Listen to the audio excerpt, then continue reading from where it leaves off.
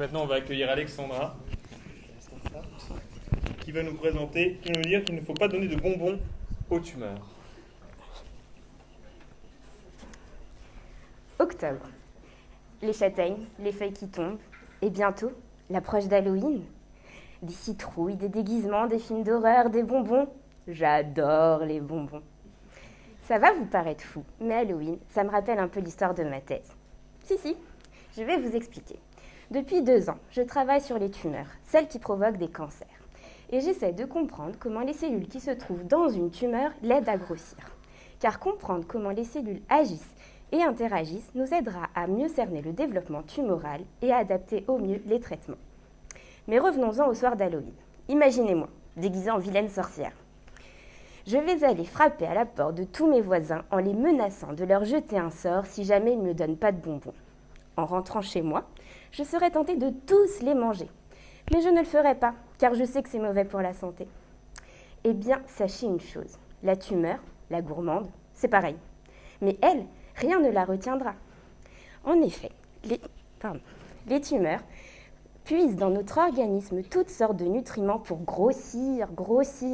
Mais ce dont elles raffolent par-dessus tout, c'est d'une petite molécule appelée TGF-bêta. Le TGF-bêta est une molécule qui a besoin d'être activée pour agir et qui aide la tumeur à se disséminer, à se développer, à survivre et ainsi à rester dans notre corps. Mais du coup, nous, avec nos petites mains, si on arrive à ouvrir les sachets des bonbons pour les manger, la tumeur, elle, a bien du mal. Pas de bras, pas de TGF-bêta.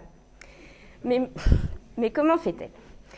Eh bien, la tumeur, la maligne, a à sa disposition des petites cellules qui possèdent à leur surface des bras, appelés des intégrines. Et ces bras lui permettent d'activer le TGF-bêta et ainsi de le donner à la tumeur. J'ai pu constater que dans des tumeurs où ces cellules possèdent ces intégrines, les tumeurs sont plus agressives, plus grosses.